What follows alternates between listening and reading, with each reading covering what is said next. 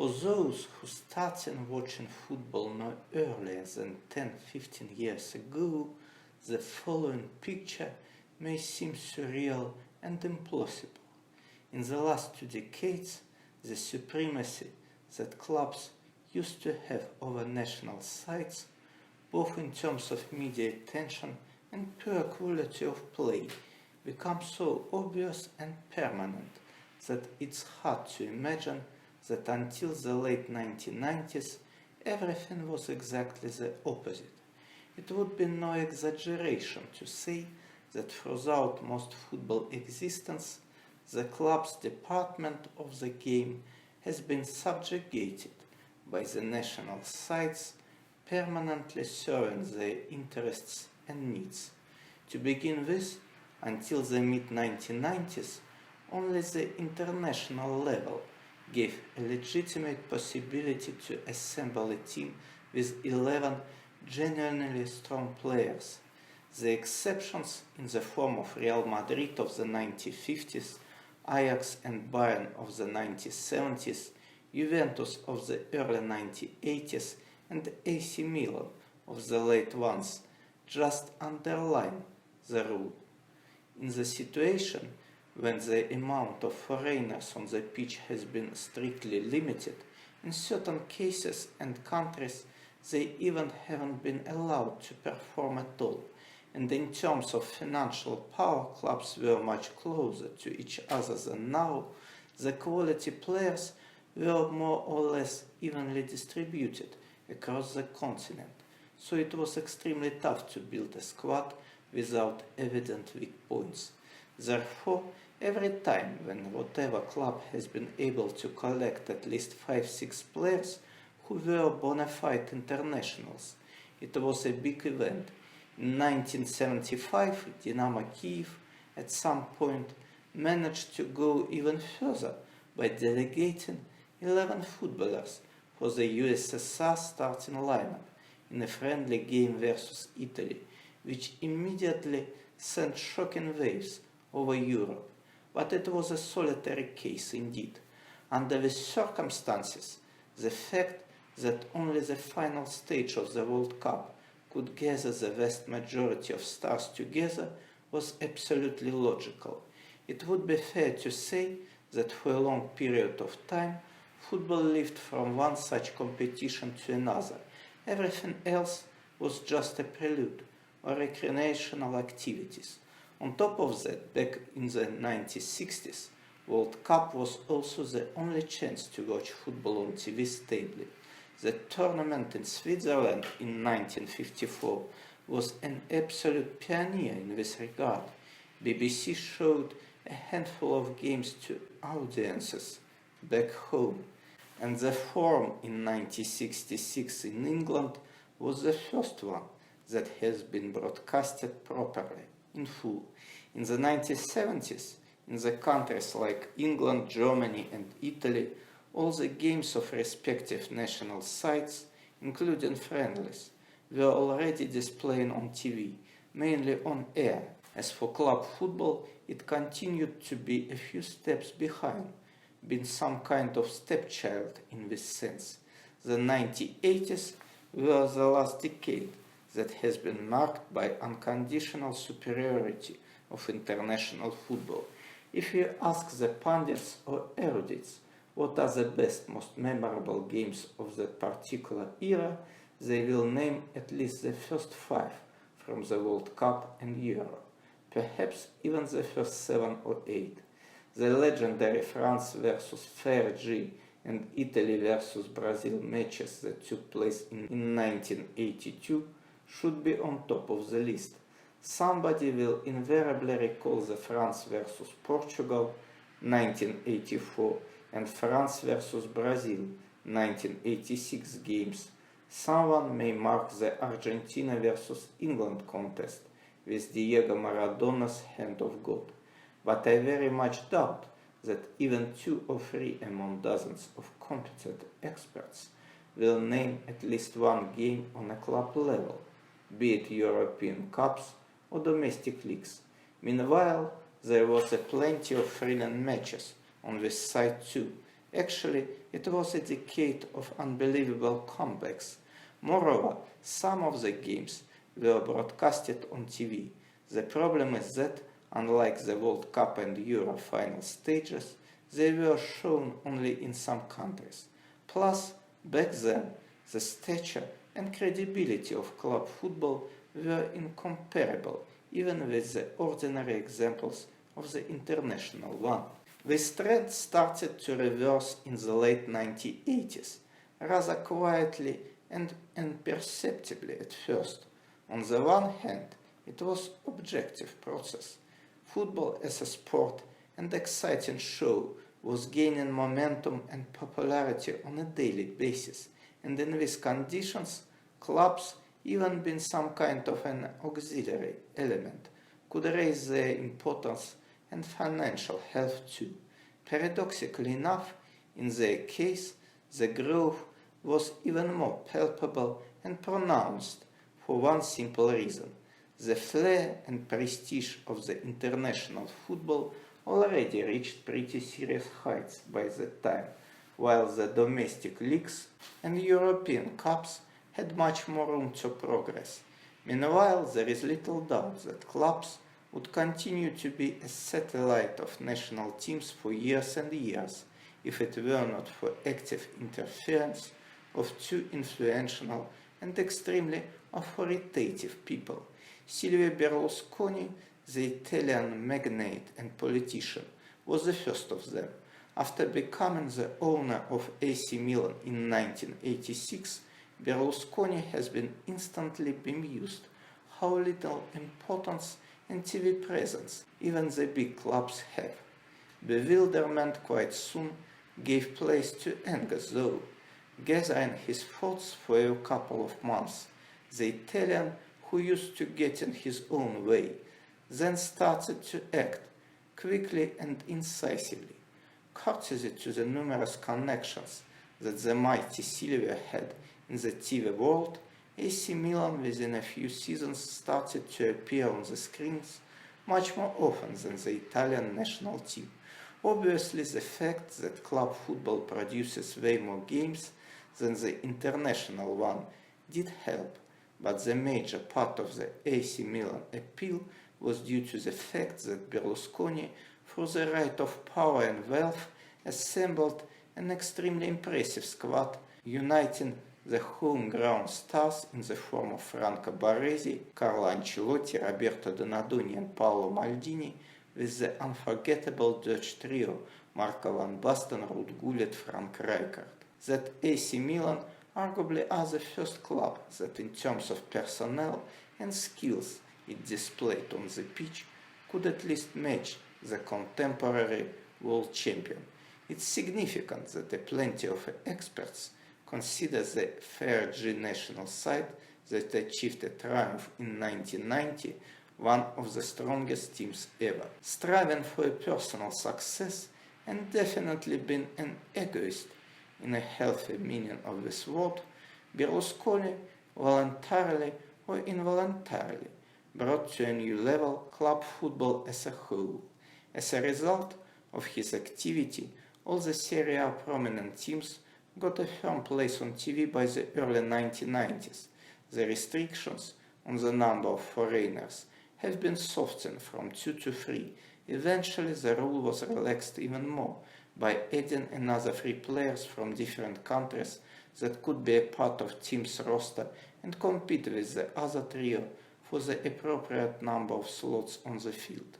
In addition, the owner of AC Milan paved the way for his adversaries by showing how much the ultimate win cost now. Those who wanted to compete with him were forced to spend more and more, and therefore the prestige of club football continued to climb. The old Gianni Agnelli, the boss of Juventus, desperately tried to keep up the pace enforced by his younger colleague, while in France the extravagant and self-absorbed Bernard Tapie, being at the helm of Marseille, revolutionized club football in a similar way. Actually, if he hadn't been compelled to leave the biggest scene after the infamous Jacques Glassman case, Tapi could have formed a threesome with Berlusconi and Franz Beckenbauer as one of the greatest architects of the changes. As for Beckenbauer, returning to his native Bayern in 1993 in a free and exploratory role to start, he was unpleasantly surprised to see the club and the Bundesliga as a whole in a rather unenviable state. It's worth explaining that by that time Germany as a national side was an absolute benchmark for the rest of the planet, including the likes of Brazil and Italy. In the meantime, basically all the country's best players were performing abroad, while the leading Bundesliga clubs were rare and sometimes even unwelcomed guests on TV, which showed, even in the case of Bayern, just 5-10 domestic games per season. The fact that most infuriated Beckenbauer was that the German league wasn't an independent organization. Actually, it functioned in strict submission to DFB, the German Football Association, which always put the interests of the national team first and foremost. The Kaiser, who by that time was already going to be Bayern president, he was elected to the post in 1994, rolled the sleeves and swiftly did a lot, with a new TV contract, which of course has been signed not without his presence. The German league entered a period of prosperity. Beckenbauer found multiple generous sponsors for his club. He also significantly bolstered the squad by adding a few marquee-name footballers to it. But the great German wouldn't be himself if he had settled for just it. Along the way, he was vigorously trying to increase the sporting revenues of Bayern and quickly came to a conclusion that the key to it will be expansion of the Champions League. After a decent debut in this competition in the 1994-1995 campaign, the Munichers missed the next two editions of the tournament, being unable to finish first in the domestic league. Using his considerable political weight and relying on the support of the influential allies, the ubiquitous Berlusconi was among them for sure. Beckenbauer, who back then was a part of the UEFA leading board, twice pushed forward the idea of Champions League expansion in 1996 and 1998. As a consequence, in 1999 was born the tournament which produces the best football in the world and brings together, literally, all the finest players on the planet, even more so than the World Cup. It's true that the Champions League makes a lot of profit from the fact that it is an annual competition, but perhaps even the biggest strength of it is the democracy, or rather meritocracy. This tournament provides an opportunity to shine even for those who represent a small country or a relatively weak national side. For instance, George Weah, Jari Litmanen and Ryan Giggs were not destined to qualify for the World Cup, but all of them left a bright trace in the game courtesy to European nights. The same, to a certain extent, goes for Andrei Shevchenko, Gareth Bale and Mohamed Salah, who were able to taste both competitions, but for obvious reasons couldn't and quite frankly shouldn't fulfill their true potential on the international scene. Almost simultaneously, in 1996, the notorious Bosman case turned many conventions upside down, giving clubs enormous, then unheard influence, freedom and power. In the situation when the likes of Barcelona, Real Madrid and Manchester United were able to collect and field as much foreigners as they could afford to buy, barring some minor lingering restrictions. All them turned into some kind of world team, and we should have inevitably turned down the prestige of international football.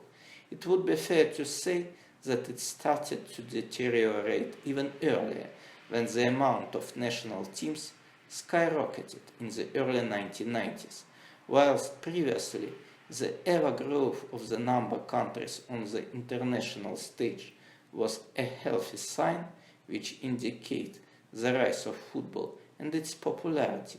This time, the appearance of many geographically small and hence mainly weak national sides undermines the prestige of qualifying stage.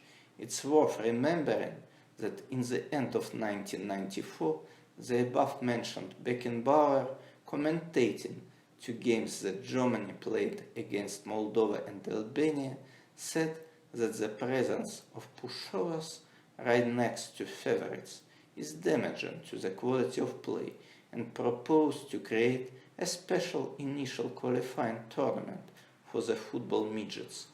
The rise of clubs for the entire duration of the 1990s also led to a number of conflicts. It's necessary to clarify that there was no structured schedule of international friendlies or even qualifying games back then, so the interests of national sides and the likes of Real Madrid, Barcelona and their peers often clashed. If in the 1980s the first ones had an undisputed edge in terms of authority and priority, in the 1990s clubs started to fight in an effort to prevent departure or at least delay it of their players on the international duty when the dates of games more or less coincided. Hristo Stoichkov in 1992 found a witty solution when he was risking missing the Catalan derby due to his obligatory presence in the camp of Bulgarian national team before the game against Israel. Hristo simply clandestinely went to Barcelona, took part in the game versus Espanyol, and then returned to turn himself in. Obviously, he wasn't punished heavily, given his extremely high status. Real Madrid and Barcelona were less fortunate. In 1997, right before the climax of championship race in Primera, they were forced to let go the young Roberto Carlos and Ronaldo respectively to the Brazilian national squad, which was about to start the series of friendly matches. Eventually, both players missed the whole crucial month of club football, because after that, Brazil traveled to play in the Copa America. Obviously, it was a huge issue, and by the early 2000s, the schedule of international matches has been discreetly adjusted and unified. The only visible obstacle remains the proverbial Cup of African Nations. The other point of conflict was, and to be fair still is, the fatigue of players after a grueling club season, which regularly prevents the stars from showing their best form at the World Cup or Euro. For the first time, this problem was highlighted in Italy in 1990. Back then, almost all the best footballers presented the Serie A, and many of them, Van Basten and Rijkaard are the prime examples here, came to the major tournament being absolutely winded. In 2002, with the expansion of Champions League and drastic increasing of the number of games, the problem went to another level. As a result, three hot favorites, France, Argentina and Italy, arrived in Japan and South Korea, being jaded, and they were all eliminated early. Thus, in the effective absence of many formidable footballers, the overall level of play severely suffered. As good as they were, South Korea, Turkey and Senegal, who took their place in the decisive playoff rounds with all the efforts, couldn't meet the highest levels and standards of play due to the obvious lack of individual skills. At that moment, it became apparent that club football overtook international one in respect of quality of play. The strange Euro 2004 only confirmed this tendency.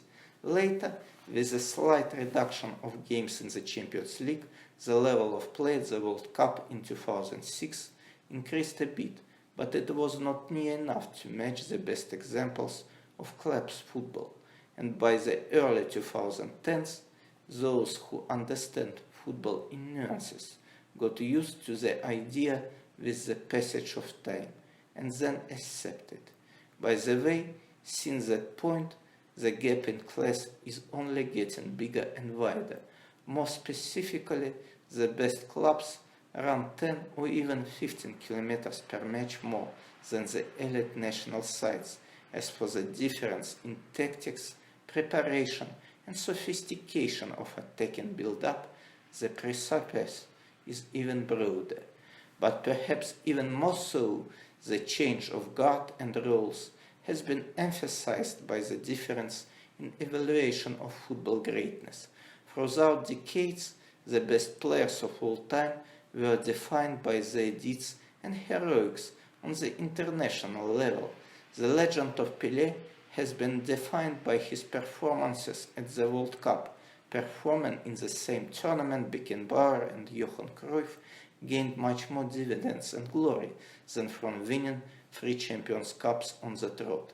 The weight and contribution of Maradona's heroics at Napoli in his net image is bigger, but the Argentine's football immortality was provided by performances at the international stage. On the contrary, Diego's legendary countryman Alfredo Di Stefano, despite his astonishing career at Real Madrid, is seldom mentioned among the top 10 of all-time greats, and all because of the fact that he didn't achieve anything at the World Cup. Zinedine Zidane and Ronaldo were probably the last 2 footballers whose reputation was established mainly at the international level when they played for France and Brazil respectively. After that, the dividing line abruptly came, and the World Cup and Euro have ceased to be the ultimate reference point, the biggest possible scene, and the place where famous footballers are arranged according to their rank in the hierarchy. Since the late 2000s, those tournaments could only confirm the legendary status of a player, but not give it by itself. Lionel Messi and Cristiano Ronaldo cemented their places in the pantheon of luminaries long before they reached the genuine heights with Argentina and Portugal. In their particular cases, the triumphs at the Euro 2016, Copa America 2021, and even the World Cup 2022 were indeed the feature, but not a reputation-building feat. Both of them embellished their resumes even further, but those ones were absolutely remarkable even without this addition. Everything is simple. We are living in a completely different era, and now when all the club games are available for watching day after day, status of a player is a sum of much more impressions and observations. And for exactly the same reason, Kylian Mbappé, had he won the World Cup for a second time, and he was desperately close to it, would not have reached Cristiano and Messi heights only because of this, although it could be a unique achievement in its own right. Nobody before, including Pelé, who in 1962 missed the whole knockout stage through the injury, managed to win the tournament twice in a row in the role of absolute protagonist. But the truth is that 5-6, let alone 7-8, formidable campaigns in the Champions League nowadays is a better judge or indication of players' real class and stature than the existence or non-existence of a triumph at the World Cup and Euro. The fact is that the most prestigious club competition demands much more from a footballer. It's a contest with the exemplary level of play, best teams and best coaches by a mile. On top of that, the Champions League is a much longer tournament if we talk about the number of games and time span, and therefore it's more telling. So if Mbappé wants to entrench himself among the narrow group of elite footballers of all time, he should succeed here at first. If you still don't agree that national sides are a lower ground in comparison to the major clubs now, here is the last definitive proof. As you may see in the distant past, the brightest stars used to leave international football relatively early, just reaching 30s or even prior to it. Obviously, everyone had his particular reasons, but there was also the common one. Back then, playing for the national team was the highest honor and the highest possible level, or a higher ground if you like, given that after 30 years the dip in form was absolutely inevitable. In those days, the legends of the past preferred to stop their international careers in order to save their legacy and keep it intact. On the other hand, Pelé, Beckenbauer and Cruyff, after that, continued to play for clubs for years and years, in the dimension where the demands were significantly lower as well as the quality of football.